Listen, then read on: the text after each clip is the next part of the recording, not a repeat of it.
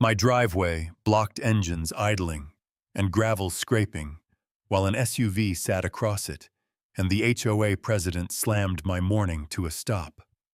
The HOA president read ordered overflow parking use allowed, waving the agenda like the board owned it, while neighbors stood watching and engines idled behind him along the lane. A county plat map with creased survey lines and a stamped corner rested in my hand, and suddenly that quiet little road didn't look shared anymore. Read the sign. Finally, someone fought back. The board treated it like shared access, but the county still tied that lane to one parcel record. The metal sign had been there longer than most of my neighbors. Bolted to a wooden post at the entrance of the narrow lane, its white paint had faded slightly under 10 years of sun, but the message was still perfectly clear. Private road. Red block letters. Impossible to miss. I'd driven past that sign almost every day since buying the house. It was the first thing you saw turning off the main street into the little access road that led to my driveway and the cul-de-sac beyond. Most days it didn't matter. Most days people read it. But that morning, apparently, the entire neighborhood had decided it meant nothing. I slowed my truck as I turned the corner. Then I stopped. A black SUV sat sideways along the edge of the road. Behind it was a silver sedan. 2 crossovers were parked further down. The narrow private lane that normally led straight to my driveway now looked like someone had turned it into overflow parking. For a second, I just stared at it. Then I shifted the truck into park and stepped out. A man in a golf shirt was locking the SUV. "Excuse me," I called. He glanced up. "You can't park here." He looked at the road, then at me. "HOA said it's fine." I pointed behind him. At the sign. Private road. He shrugged. "Well, the clubhouse lot is full." My truck was still sitting in the street behind me, and my driveway was completely blocked. For a moment, I just stood there trying to process how this conversation had become normal. That sign had been up since the neighborhood was built. Longer than the current HOA board had been around. Longer than half the houses had been renovated. But apparently, I was the only one who still treated it like a rule. I looked down the lane again. 2 more cars were pulling in behind the SUV. The HOA meeting must already be underway. I got back in my truck, backed out of the lane, and parked along the curb on the main street. If they weren't going to move their cars, then I'd move the conversation. I walked toward the clubhouse. Through the windows, I could see people sitting around folding tables, coffee cups, paper agendas, someone pointing at a spreadsheet on the projector screen. Typical HOA meeting. As I pushed open the door chime, the room turned toward me. About 20 people looked up. I raised a hand. "Sorry to interrupt." The HOA president frowned slightly. "Can we help you?" "Yeah," I said. "Your guests are parked on a private road." A board member tilted her head. "Which road?" "The one with the sign that says private road." A couple of people chuckled. Someone near the back muttered, "Oh boy." The president folded his hands. "That road functions like a shared lane." I blinked once. "It's posted private." He shrugged. "Well, the neighborhood uses it during meetings." They weren't confused. They just didn't care. I took a step closer to the table. "There are 4 cars blocking my driveway." A man in a polo leaned back in his chair. "People will move when the meeting ends. That's not the point." He smiled. "It kind of is." Another board member glanced toward the window. "We're already halfway through the agenda." Someone else added, "You'll be fine for an hour." The room had that tone I'd heard before at HOA meetings. That calm, dismissive confidence that comes from believing you control the rules. I let the silence sit for a second. Then I said the simplest sentence I could. Private means private. One of the board members laughed under his breath. It's just parking. Apparently the sign didn't matter. Apparently my driveway didn't matter. And apparently the HOA had already decided how this conversation ended. I looked around the room once more. 20 people, coffee cups, paper agendas, and a sign outside that every one of them had driven past. I nodded slowly. All right. Then I turned and walked out. The door chime sounded again behind me. Outside, the morning air felt colder. I walked back toward the lane. Nothing had changed.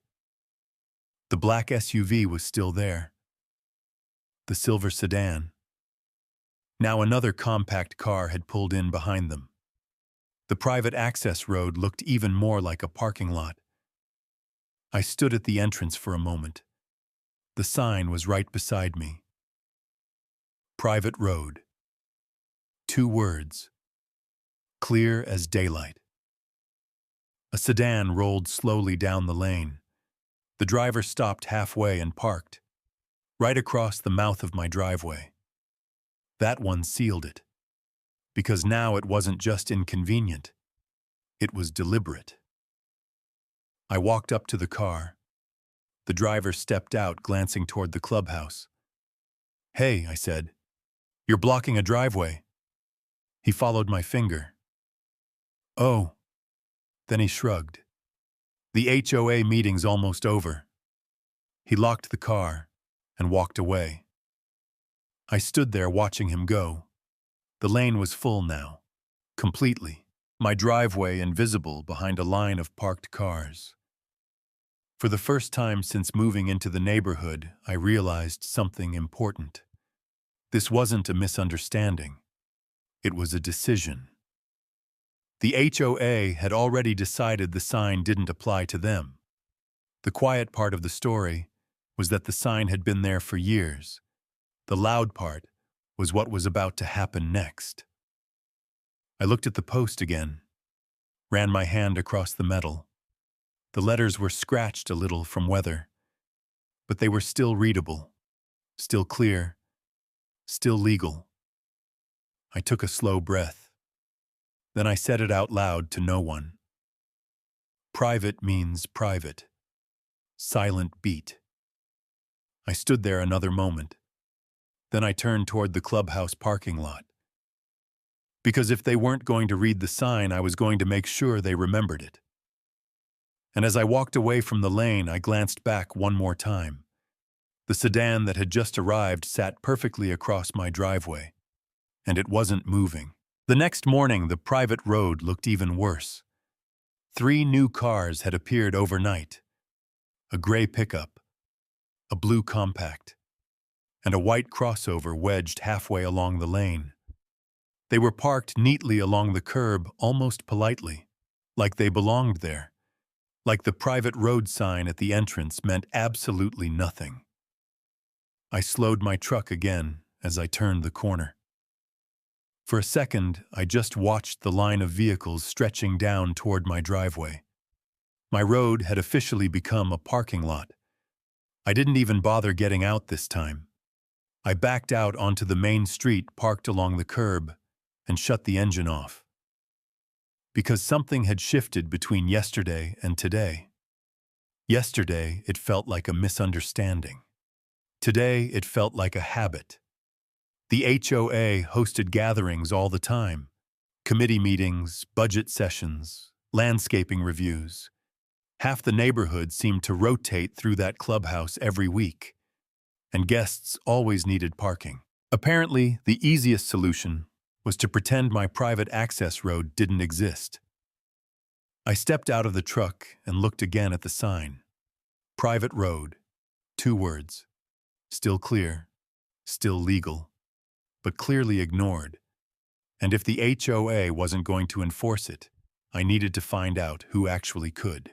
20 minutes later, I was standing inside the county property records office. The building smelled faintly like old paper and printer ink. A row of desks sat behind a counter stacked with file binders and computers. As I pushed open the door chime, a woman behind the desk looked up. She wore reading glasses on a chain and had the calm expression of someone who had answered the same questions for 20 years. "Can I help you?" she asked. "I hope so," I said. She set her pen down. "What do you need? I need to check a road parcel." Her eyebrows lifted slightly. "Address," I gave it to her. She typed into the computer. Click keys tapping softly. For a moment, the only sound in the office was the printer humming somewhere behind the counter. Then she leaned sideways and pulled open a wide metal drawer. Rows of rolled maps sat inside like oversized scrolls. She pulled one out and spread it across the desk. A county plat map, the kind that showed every property boundary in the neighborhood. She rotated it toward me. "You're looking for the access road here?" she asked. I leaned closer. There it was, the narrow strip of pavement running past my driveway and into the cul-de-sac. "That one," I said. She followed the line with a pencil. Then she nodded once. "That access road belongs to your parcel." For a moment I didn't say anything. I just stared at the map. Because the line was unmistakable. The property boundary ran straight along the edge of the road. Not shared. Not HOA property. Mine. The road wasn't community access. It was legally tied to my lot. I pointed at the line. "So this entire lane is attached to your parcel," she finished. I leaned back slightly. Yesterday's conversation at the clubhouse replayed in my head. It functions like a shared lane. Apparently not. Ownership changes everything, the clerk said casually. I nodded slowly. Then I asked the question that had started forming the moment I saw the parked cars. "So if people park there," she shrugged lightly, "if the road is posted private, towing is allowed." The words hung in the air for a moment. Not angry, not dramatic, just factual. Towing was legal. I leaned forward again and studied the map. The line was clear. The road ran right through the parcel labeled with my address. Every inch of it. The clerk tapped the corner of the page. "You bought the house when, about 10 years ago. That road was already attached to the lot when the subdivision was built." I nodded again, because suddenly the sign outside my driveway made a lot more sense. It wasn't a suggestion. It was a legal marker. I traced the edge of the map with my finger. "Do a lot of people check this kind of thing?" I asked. She smiled faintly. "Usually after a parking argument." That got a small laugh out of me, because that's exactly what this was turning into. Only bigger. I looked up at her again. "So if I posted a warning, you should," she said. "And if they ignored it?" She tapped the map. "Then enforcement is up to you. The responsibility didn't belong to the HOA. It belonged to the property owner. Me." The clerk began rolling the map back up. "People assume HOA rules override property boundaries," she said. "Sometimes they don't." She slid the map back into the drawer. Then she looked back at me. "You might want to warn them first." I nodded slowly. That made sense. Give them the chance to fix the problem. Give them the chance to read the sign. Silent beat. For a moment I just stood there thinking about the line of cars on the road, the laughter in the HOA meeting, the way they had dismissed the sign like it was decoration. Then I looked back at the desk. "Can I get a copy of that map?" I asked. "Of course." She reached toward the printer. Because something had changed between yesterday and today. Yesterday I had a complaint. Today I had documentation. And documentation had a way of ending arguments. As I walked back toward the door with the rolled copy of the plat map under my arm, the clerk called after me. "Good luck with the parking." I paused by the door. "Thanks," I said. Then I added quietly, "They're going to need it." Because by the time I got back to the neighborhood, the private road sign was going to mean exactly what it said. And this time someone was going to enforce it. Neighborhood routines can feel like rules until someone checks the land records. When a road is tied to a single parcel inside the title documentation, informal community use doesn't automatically become a shared right. That gap matters. Once ownership lines appear inside the property record system, questions about access usually move beyond HOA meetings and into a closer review through the county recorder's office. By late afternoon, the sign had a new companion. The original metal plate still stood at the entrance to the narrow lane. Right beneath it, bolted into the same wooden post, was a second sign. Bright yellow. Black block letters. Tow warning. I stepped back a few feet and looked at both signs together. They were impossible to miss. Anyone turning into the lane would see them before their tires even crossed the line. For a moment, I just stood there, hands on my hips, looking down the quiet road that led to my driveway. The lane was empty. For now. But that quiet never lasted long when the HOA scheduled a gathering. Because that evening they were hosting another one. The first car arrived just before sunset. A gray sedan rolled slowly past the sign. The driver glanced at it. I could see his head tilt slightly. Then the car kept going. He parked along the curb halfway down the lane, just like last time. Within 15 minutes, 2 more vehicles followed. A white SUV, then a compact hatchback. They lined up along the edge of the road like the signs didn't exist, like the words didn't apply to them. I watched from the front yard for a moment. The clubhouse lights flickered on across the cul-de-sac. Voices drifted through the evening air. Another HOA meeting.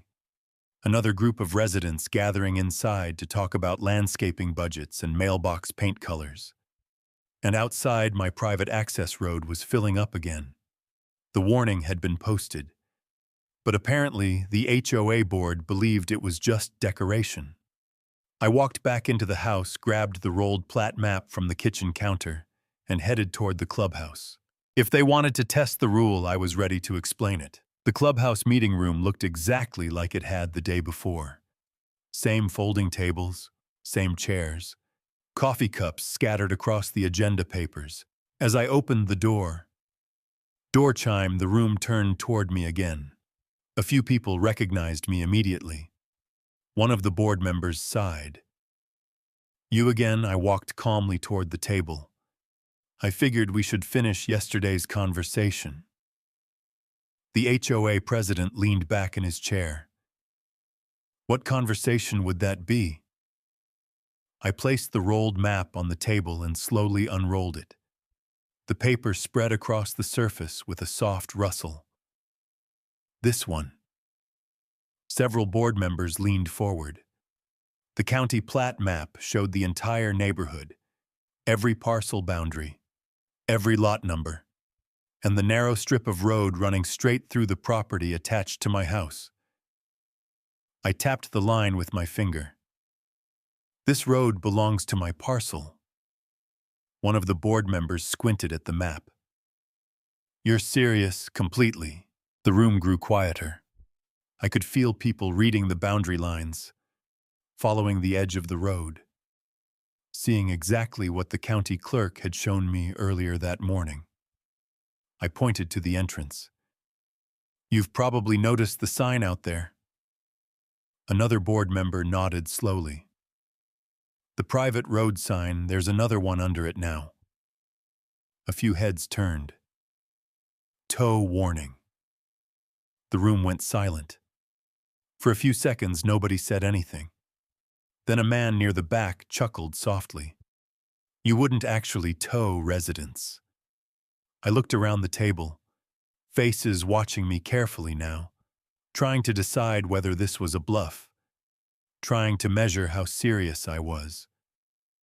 I slid a printed copy of the plat map toward the center of the table. The boundary line cut straight across the road like a ruler. I talked to the county this morning, I said. If the road is posted, private vehicles parked there can legally be towed. One of the board members crossed his arms. That seems excessive. Another neighbor leaned forward. It's just parking during meetings. I nodded once. And it blocks my driveway. The HOA president rubbed his forehead. We've used that road for overflow parking for years. Not legally. I tapped the map again. The paper made a soft sound against the table. This document says otherwise. The room stayed quiet longer this time. Not dismissive quiet. Thinking quiet. Someone at the far end of the table studied the map carefully. You're saying the entire lane is your property? Attached to my parcel, I said. And the sign has been there for years.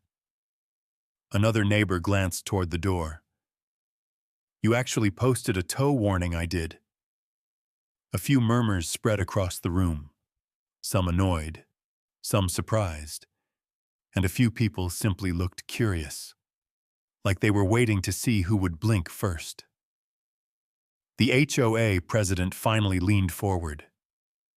So what exactly are you asking for? I met his eyes.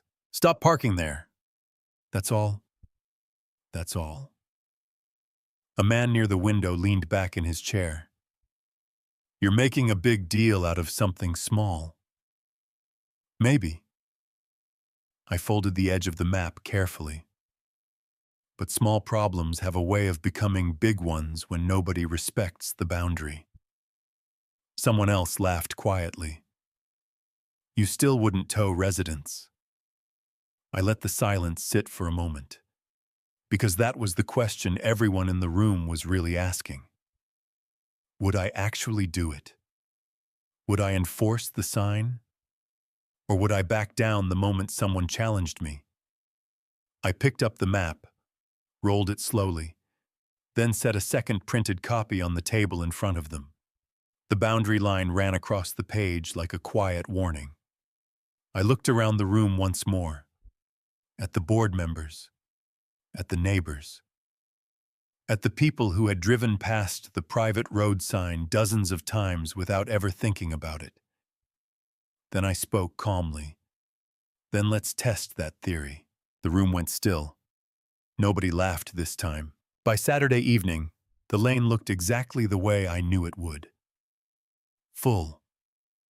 Cars lined the curb from the entrance all the way past my driveway and toward the cul-de-sac. SUVs, sedans, crossovers, some parked carefully, some squeezed in wherever they could fit. The HOA clubhouse lights glowed warm across the street. Music drifted faintly through the open windows. Another gathering. Louder than the weekday meetings. More people. More cars, and every one of those cars had driven past the same two signs at the entrance of the lane. The metal plate that had stood there for years, and directly beneath it now tow warning. I stood near the entrance for a moment, hands in my pockets, watching another vehicle roll slowly toward the lane. A dark sedan. The driver slowed when he saw the signs. His headlights washed over the yellow warning plate. He hesitated for a second. Then he turned in anyway. He parked behind the others. Just another car added to the line. The road was officially full. There wasn't a single open space left between the entrance and the curve of the cul-de-sac. My driveway sat buried somewhere in the middle of it. invisible behind a wall of parked vehicles. I walked slowly toward the entrance again. The two signs stood side by side on the wooden post, white and yellow, quiet and clear.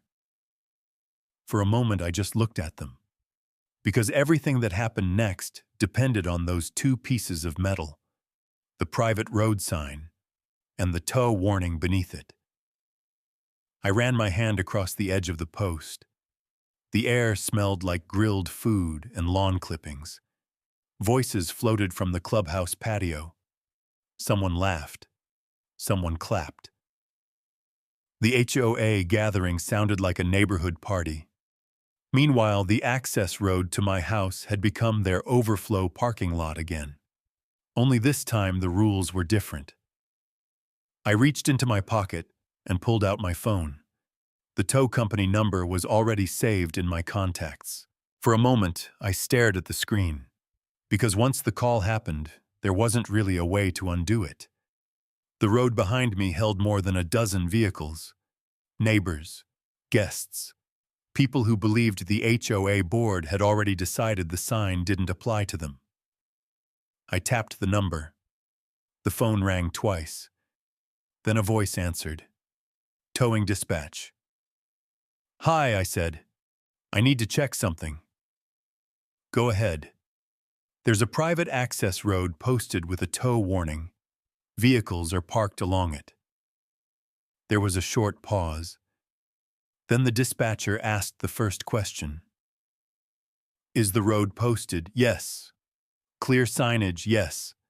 Private property notice? Yes. Keys clacked softly on his keyboard. I could hear papers shifting on the other end of the line. Then the dispatcher spoke again. Written warning posted? Yes. The sign says TOW warning. Another pause. A longer one. Then his voice came back calm and matter-of-fact. Then towing is legal. The words settled into the quiet evening air around me. I looked down the lane again. A long line of parked cars sat under the streetlights. Their windows reflected the glow from the clubhouse. Music drifted across the cul-de-sac. Someone opened the clubhouse door and laughter spilled out onto the sidewalk. Inside, the gathering continued like nothing unusual was happening. But outside, the private road had never been more crowded. I counted them slowly. 1, 2, 3, 4, 5. The line kept going. 8, 9, 10. At least a dozen vehicles, maybe more around the bend. Every one of them parked along a road clearly marked as private. Every one of them parked beneath a tow warning. I lifted the phone again. So, if I call for service, I asked, your trucks can remove vehicles from that road. Correct. As long as it's posted. It is. And the vehicles are blocking access as they are. The dispatcher didn't hesitate. Then we can tow them. I nodded slowly, even though he couldn't see me. Because this was the moment the HOA board had assumed would never happen. The moment they believed I would avoid. The moment they had laughed about in the meeting room 2 nights earlier. You wouldn't actually tow residents. I glanced once more at the sign. The yellow warning plate reflected the streetlight above it. Clear. Readable. Impossible to misunderstand. Then I looked back down the line of cars. The quiet lane that belonged to my parcel. The lane the HOA had decided to treat like public parking. And suddenly, the entire situation felt very simple. I spoke into the phone. Send the trucks. The dispatcher answered immediately. How many vehicles? I looked down the road again. The line of parked cars stretched deeper into the cul-de-sac. Longer than I'd expected. I let out a slow breath. Send a few, I said. Looks like you're going to need them. I ended the call. For a moment, I stood beside the signpost again. The music from the clubhouse continued. Laughter drifted across the lawn. Nobody outside had noticed anything yet. I looked at the yellow warning plate one more time. Then I said quietly, mostly to myself, "Let's see who reads the sign tomorrow." By Saturday evening, the lane looked exactly the way I knew it would. Full. Cars lined the curb from the entrance all the way past my driveway and toward the cul-de-sac. SUVs, sedans, crossovers, some parked carefully, some squeezed in wherever they could fit. The HOA clubhouse lights glowed warm across the street. Music drifted faintly through the open windows. Another gathering, louder than the weekday meetings. More people. More cars. And every one of those cars had driven past at the same two signs at the entrance of the lane. The metal plate that had stood there for years. And directly beneath it now, I stood near the entrance for a moment, hands in my pockets, watching another vehicle roll slowly toward the lane. A dark sedan. The driver slowed when he saw the signs. His headlights washed over the yellow warning plate. He hesitated for a second. Then he turned in anyway. He parked behind the others. Just another car added to the line. The road was officially full. There wasn't a single open space left between the entrance and the curve of the cul-de-sac. My driveway sat buried somewhere in the middle of it, invisible behind a wall of parked vehicles. I walked slowly toward the entrance again. The two signs stood side by side on the wooden post. White and yellow, quiet and clear. For a moment, I just looked at them. Because everything that happened next depended on those two pieces of metal, the private road sign and the tow warning beneath it. I ran my hand across the edge of the post. The air smelled like grilled food and lawn clippings. Voices floated from the clubhouse patio. Someone laughed. Someone clapped. The HOA gathering sounded like a neighborhood party. Meanwhile, the access road to my house had become their overflow parking lot again. Only this time the rules were different. I reached into my pocket and pulled out my phone.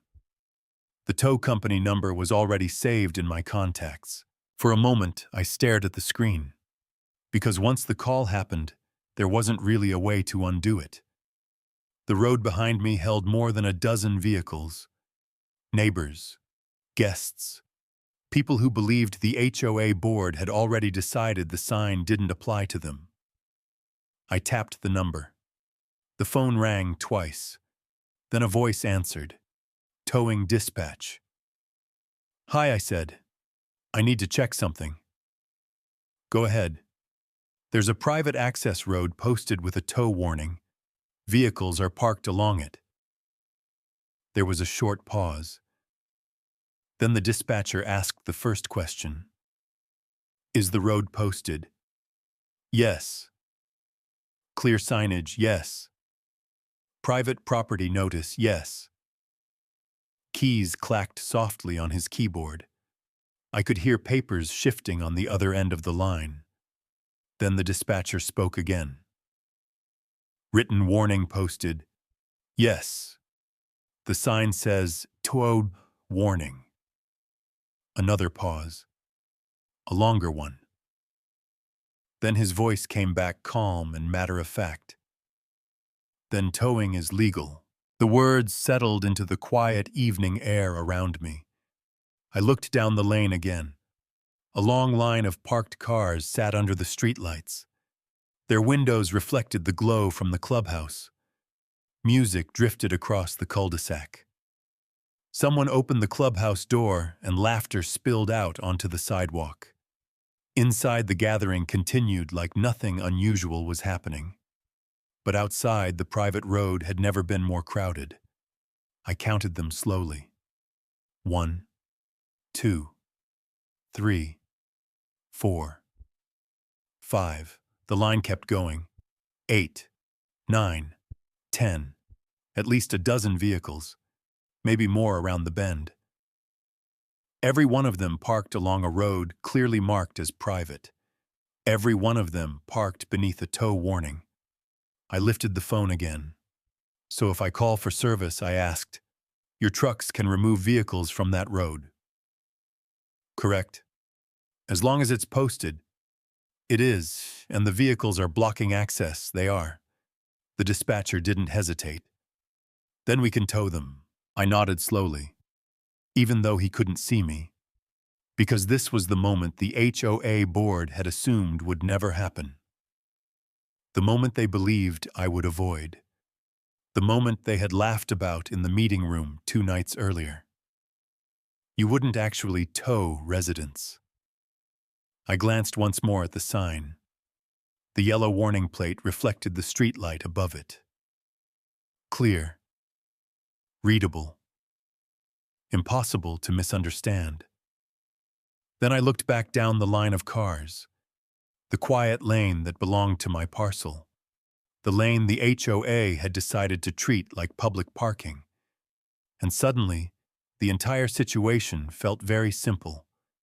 I spoke into the phone. "Send the trucks."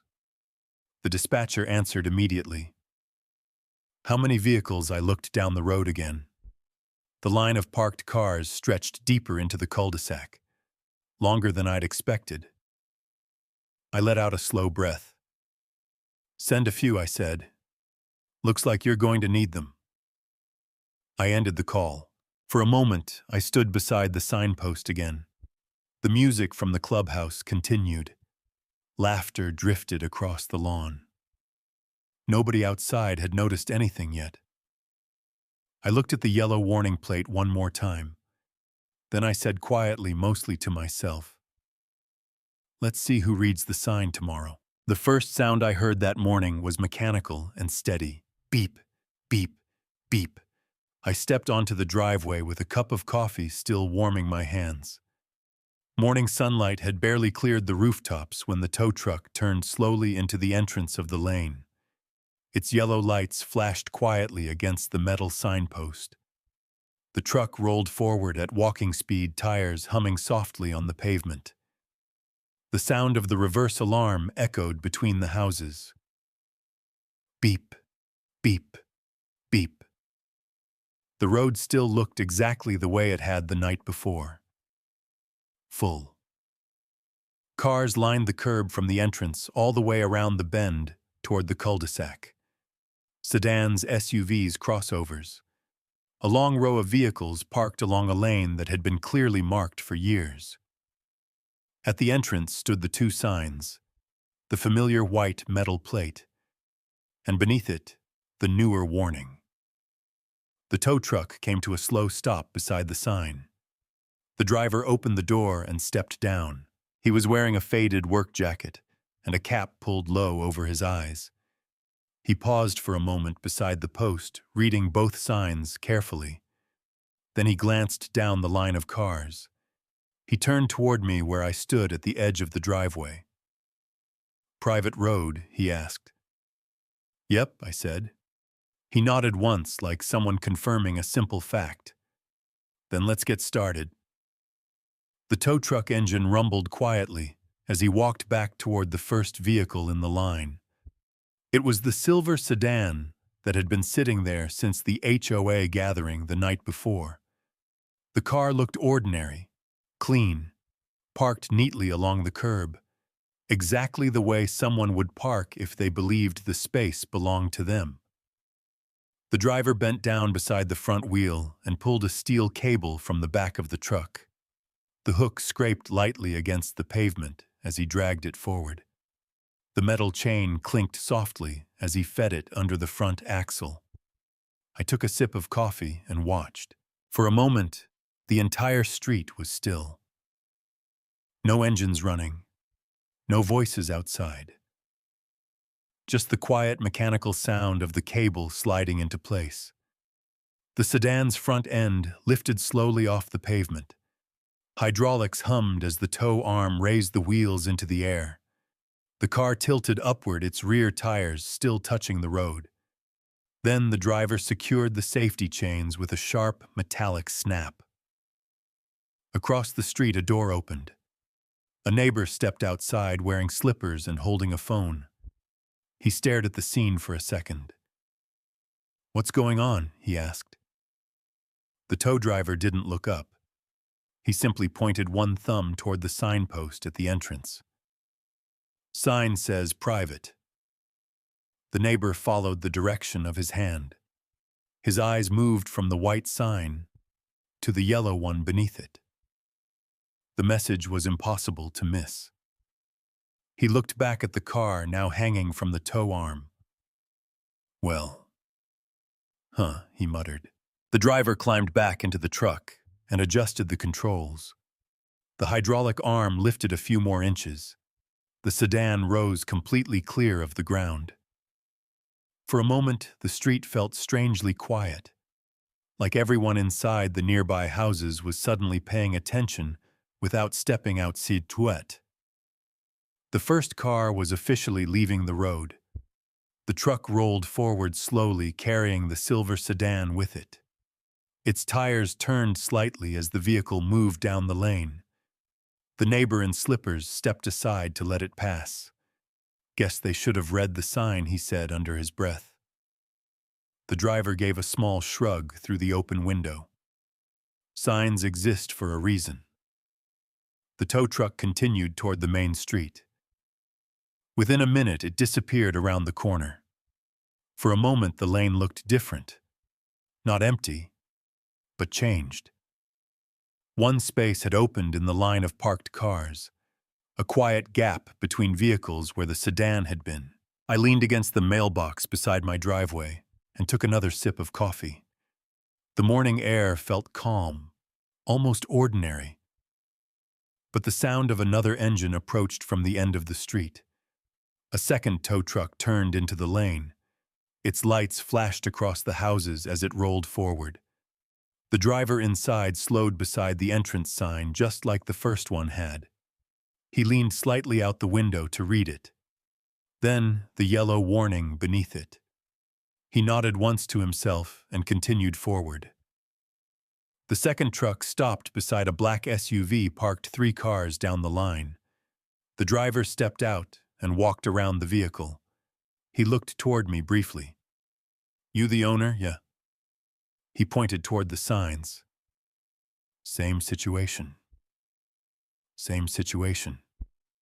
He gave a short grin. "All right then." The steel cable slid from the truck bed again. The metal hook dragged lightly across the pavement. The driver crouched beside the SUV and fed the cable beneath the front suspension. The chain tightened with a sharp, metallic sound. Across the street, another house door opened. Then another. Neighbors began stepping outside onto porches and sidewalks. People were waking up, and the quiet lane was slowly becoming the center of attention. The tow arm lifted. The black SUV tilted forward as its front wheels rose into the air. The chain pulled tight. The hydraulic motor hummed. I watched the vehicle rise slowly. The same lane that had been packed with cars just hours earlier now held a new kind of movement.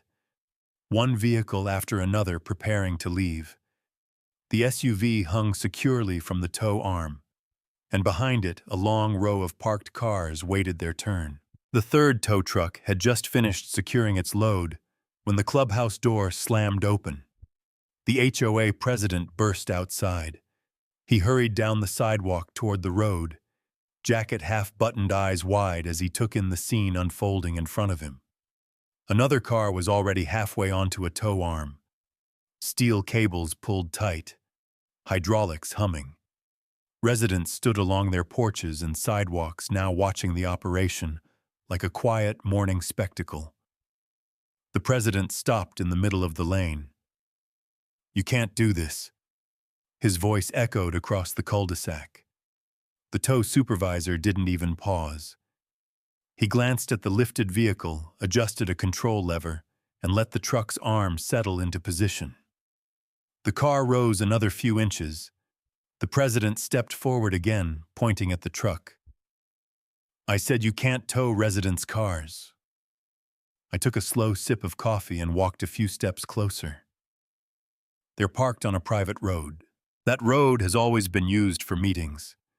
That doesn't make it public. He turned toward the tow supervisor. You need to put that car down. The supervisor wiped his hands on a rag and nodded toward the entrance sign. Talk to the sign. The president followed his gesture. The metal plate stood quietly at the edge of the lane. Below it. For a moment, he just stared at it.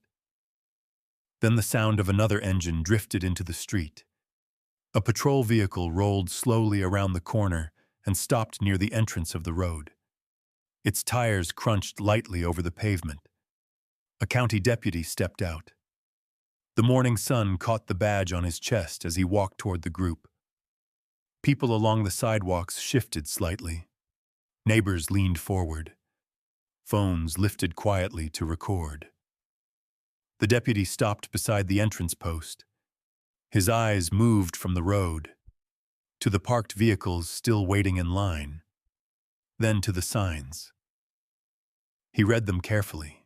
Private road, he asked. Yes, I said. The HOA president jumped in. This is ridiculous.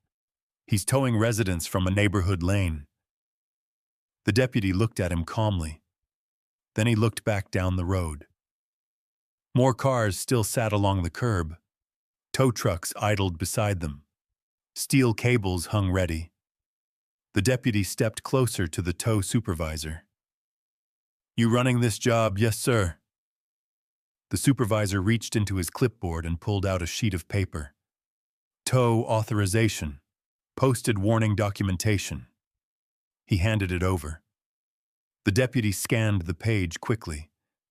For a moment, the entire street felt silent. Even the tow truck engines seemed quieter.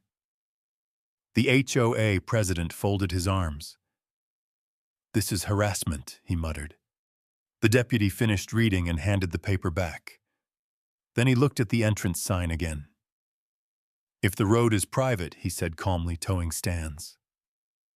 The words settled over the street like a quiet ruling. A few neighbors exchanged glances. Someone near the sidewalk nodded slowly. The HOA president stared at the deputy. You're seriously letting this happen? The deputy tilted his head slightly. The law is the law. No argument followed. The president opened his mouth like he wanted to say something else. Then he looked down the road. Tow trucks lined the lane. Vehicles already lifted. Chains secured. Engines idling. And residents watching from nearly every house along the block. For a moment he stood there without speaking. The street had changed. Earlier that morning it looked like a parking lot. Now it looked like an operation. Cars leaving one by one. The supervisor glanced at his clipboard again. Another vehicle had just been secured behind him. Steel cables tightened. The tow arm lifted. Hydraulics whined softly as the vehicle rose. The deputy stepped aside to clear the path. The truck rolled forward, another car leaving the lane. The supervisor checked the list again. He counted quietly under his breath. Then he looked up toward me. That's number 20. The words landed heavier than expected, because suddenly the scale of the situation became clear. 20 vehicles already removed, and several more still waiting along the curb. The HOA president turned toward the entrance sign again. He stared at it like he was seeing it for the first time. The yellow plate beneath it didn't move. For a moment, nobody spoke. The deputy rested one hand on his belt and watched the next truck move into position. Another car, another chain, another slow lift off the pavement. Neighbors continued watching from their driveways and sidewalks, some shaking their heads, some whispering, some simply observing in silence. The president finally exhaled slowly, but he didn't argue anymore, because the sign had already answered the question.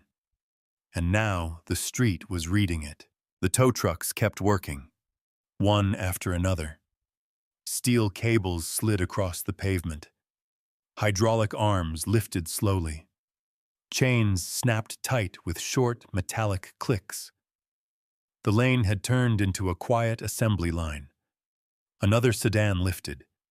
Another SUV rolled forward behind a truck. Engines idled steadily as the drivers moved down the row of parked vehicles. Neighbors had gathered along the sidewalks now. Some leaned against mailboxes. Others stood in their driveways with coffee mugs and folded arms. A few people held up phones, recording, watching. Because the scene unfolding on the private road was something the neighborhood had never seen before. Tow trucks moving steadily through a line of vehicles that had sat there the night before like they owned the place.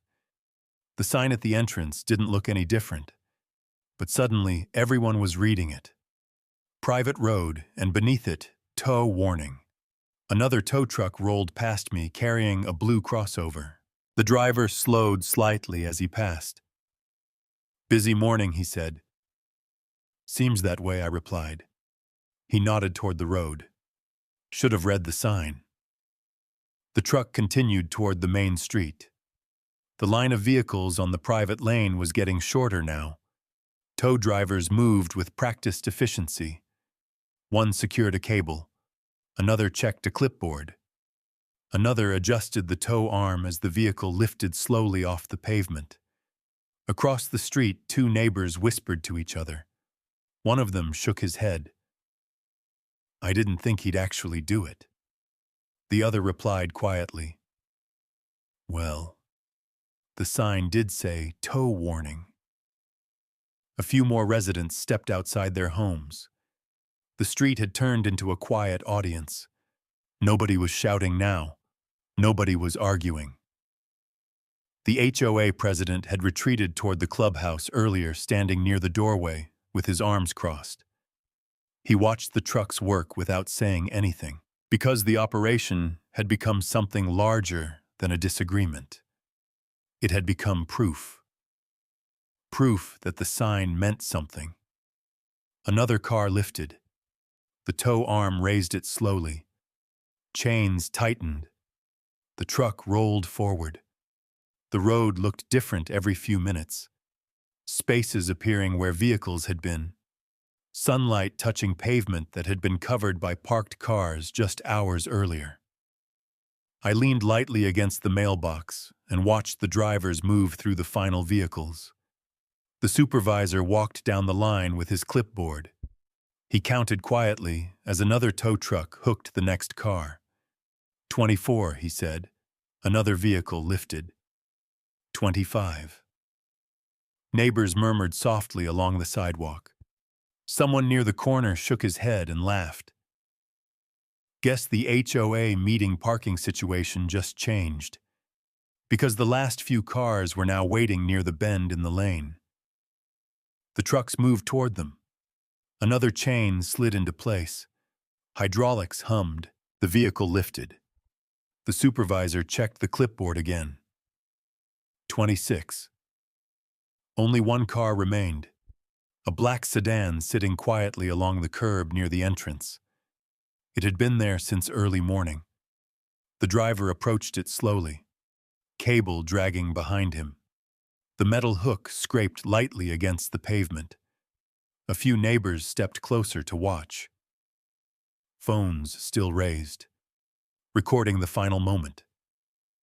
The chain slid under the axle. The hook locked into place. The tow arm lifted. The last car rose slowly off the ground. The supervisor glanced down at his clipboard one more time. A number written on a working clipboard can carry more authority than most people realize, not because it looks official, but because it marks the closing edge of a documented enforcement action. Once vehicles are logged during a lawful tow operation, each entry, quietly becomes part of a recoverable record trail. Time, location, and removal order move into a file system that can later be referenced by property owners, insurance carriers, or municipal review if questions arise. What appears to be a simple count in the field is often the moment when informal parking habits shift into documented liability exposure, and the authority of posted property boundaries becomes unmistakably real. Then he looked toward me. 27. For a moment, nobody spoke, because the number carried weight. 27 vehicles that had ignored the same sign. 27 cars that had turned a private access road into their parking lot. 27 reminders that the words on that sign had always meant something. The final truck secured its load. The driver climbed into the cab. Engines rumbled one after another as the convoy began moving toward the main street. One truck passed the entrance, then another, then another. The line of vehicles disappeared slowly around the corner. And when the final truck rolled away, the road was empty, completely. No cars along the curb, no blocked driveway, no row of parked vehicles stretching toward the cul-de-sac. Just a quiet strip of pavement under the morning sun. The same narrow lane that had existed there for years. Only now everyone seemed to notice it. Neighbors stood along the sidewalks for another minute, some talking quietly, some still holding phones. Eventually, they began drifting back toward their houses. The HOA president lingered near the clubhouse door. He looked once more toward the entrance sign, then toward the empty road. But he didn't say anything. I stood at the edge of the driveway and looked down the lane. For the first time that week, the road looked exactly the way it was supposed to. Clear, silent, peaceful. The sign at the entrance stood exactly where it had always been. The white plate catching the sunlight, the yellow warning beneath it. I took a slow breath. Turns out, I said quietly to myself, the sign meant exactly what it said. For a moment, the neighborhood was perfectly still. And the private road finally was private again. A week later, the road looked exactly the way it used to. I turned slowly off the main street and drove toward the narrow lane that led to my driveway. The sign stood exactly where it had always been. White metal, faded slightly by the sun. Beneath it hung the yellow plate I had installed days earlier. The morning air moved quietly through the trees as I rolled forward. No cars, no crowded curb, no line of vehicles blocking the entrance. The pavement stretched clean and open all the way to the cul-de-sac. For the first time in weeks, the lane looked the way it was meant to look. Empty. I drove slowly down the road and pulled into my driveway without stopping. No detours, no parked SUVs, no guessing whether someone had left space for me to pass. Just a clear road. I shut off the engine and sat there for a moment, because sometimes the smallest change in a neighborhood can feel like the biggest one. A quiet road, a sign that people finally noticed, and a week without a single car parked along the curb.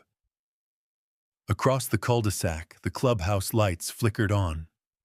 Another HOA meeting was about to start, and this time I planned to attend. The meeting room looked almost exactly the same as the last time I had walked in. Folding tables, coffee cups, agenda papers spread across the surface. But the mood in the room felt different, quieter, more careful. As I pushed open the door chime, several heads turned toward me. No one laughed this time. No one rolled their eyes. I took a seat along the side of the room and watched as the board finished reviewing the first item on the agenda. Landscaping budgets, Mailbox repainting. Routine HOA business. Then one of the board members stood up with a piece of paper in his hand. He cleared his throat. New rule, he said.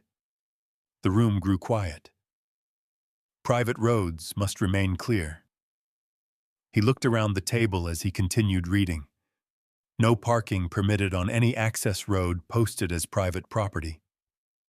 Several neighbors nodded slowly. No one argued. No one laughed. Because everyone in the room already knew why the rule was being added. The board member set the paper down. That includes the access lane near the east cul-de-sac. He didn't need to say anything else. Everyone understood which road he meant. The one with the sign. The one that had emptied out 27 cars in a single morning. The room stayed quiet for another moment. Then someone near the back of the room spoke up. Seems fair. A few people nodded again. The rule passed without debate. The meeting moved on to the next topic.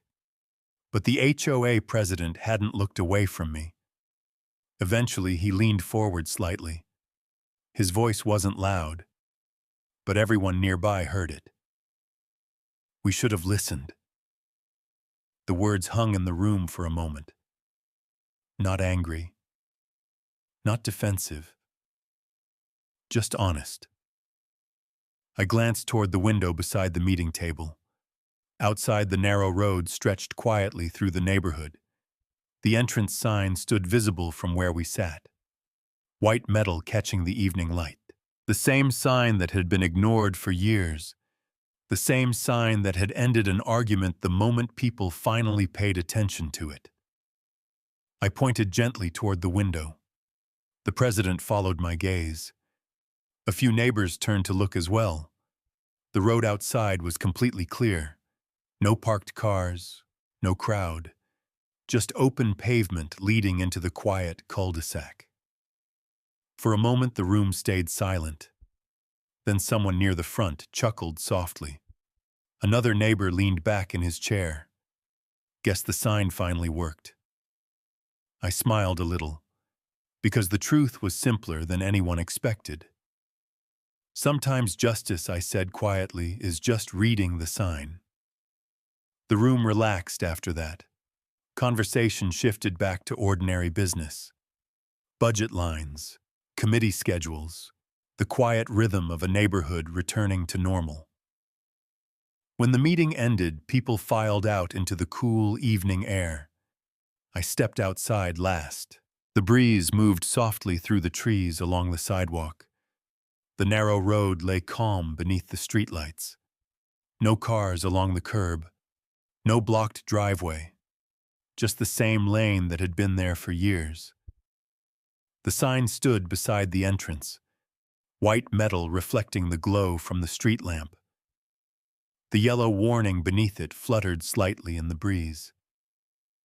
I stood there for a moment, looking down the road, a quiet stretch of pavement running straight through the neighborhood. For the first time in a long while, it felt like everyone finally understood something simple. A rule isn't complicated when it's written clearly. A sign doesn't change its meaning just because someone ignores it. And sometimes the only thing it takes to restore order in a neighborhood is letting the sign say exactly what it already said. The wind moved softly down the empty road. And this time everyone let it stay that way. The lane looked quiet again that evening, sunlight brushing the private road sign and the yellow tow warning plate beneath it. The HOA notice sat on the meeting table inside a new rule already posted so the road would stay clear. For weeks, the neighborhood moved from frustration to silence, from silence to accountability. The line of cars was gone, but the lesson stayed. Boundaries only work when someone defends them. Finally, someone fought back. Not with shouting, not with anger, but with a sign, a map, and the law standing exactly where it belonged. And sometimes community repair is quieter than conflict. Sometimes justice is simple, people finally reading what the sign already said. Conflict like this usually starts with an assumption. Nobody bothered to test. Over time, routine behavior can begin to look like authority, especially inside a community where repetition feels normal. But property systems rarely give lasting way to habit alone. What holds up under pressure is the right and try, the map, the posting, the document, boundary, and the format process that follow them.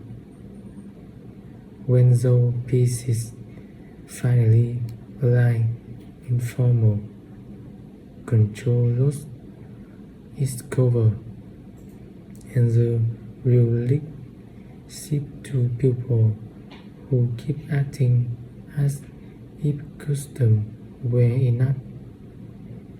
And dispute like this documentation offers selfless what confidence never could.